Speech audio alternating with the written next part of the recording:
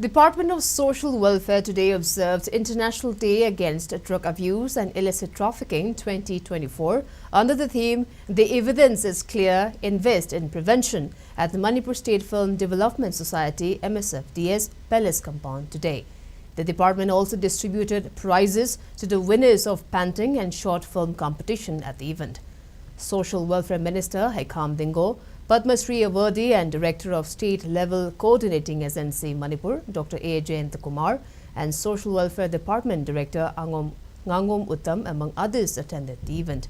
Speaking on the occasion, Minister Haikam Dingo expressed concern over the increasing number of drug abusers among youngsters across the state. He further stated that government is making all possible efforts to bring these youths towards leading a normal life.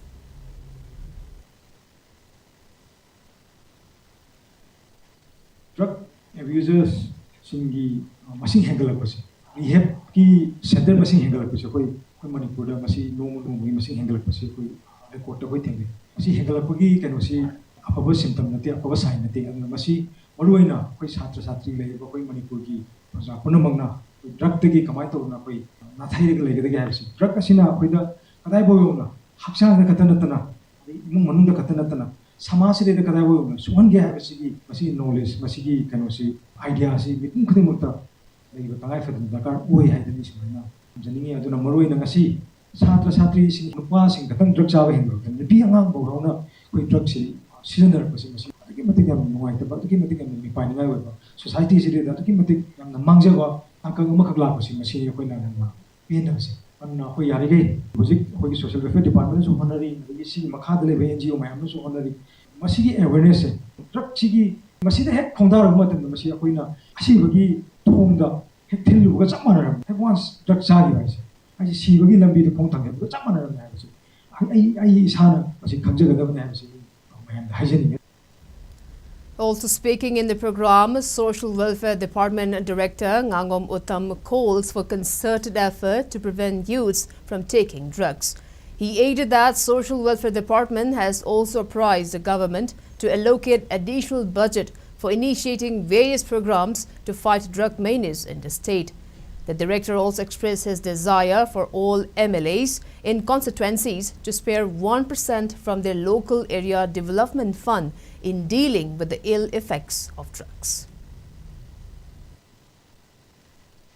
अखोइगी school दा मरक मरकता मयाय काबा चिंजाक सिजनबा अंगांग यावरे यावरकपा मतमदा अयाम्बा school न तौबसे करिनो अहानबदा punishment खरा पिरमगनी खरा चैरमगनी second time तौराबा third time तौराबा स्कूल न फाइदगी लाइन न तौबसे करिनो ट्रांसफर सर्टिफिकेट पिथोकपा ममा मपा कोबा स्कूल की इज्जत मांगदोय सुरु माजे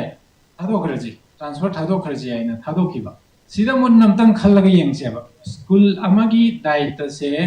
अफबा मरम मोपा अंगांग खक्तंग सेमबुदुरा फत्तबा लंबी लांगिदौबा अंगांग से अचुंबा लंबीदा पुरकपदुदी स्कूल की दायित्व नत्तबरा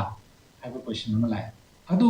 स्कूल सिंगसिदा काउंसलर लेति स्कूल सिंगसिदा काउंसलर लेतबनिना कमाइना काउंसलिंग पीगनी कमाइना लोइनागनी कारमाइना तांजासी थेमहौगदगी अफबा लंबीदा थुना लाहुनबा कमाइन तौगदगी जे खंगदबनिना उपाय लेतबनिना अंगासाइगी ट्रांसफर सर्टिफिकेट पीबसिदा हेक्ता चंगजनबा अदुना क्राइसिस इंटरवेंशन सेंटर से लेरगदी मदुदा मेंबर ओइगदौरिबा ड्रग ट्रीटमेंट सेंटर की काउंसलर दुरा चिल्ड्रन होम की काउंसलर दुरा मागी अंगांग दु ड्रग मरी लेनरगदी ngसाइगी ड्रग ट्रीटमेंट सेंटर की काउंसलर दुगी मतेंग सिजनबा तारे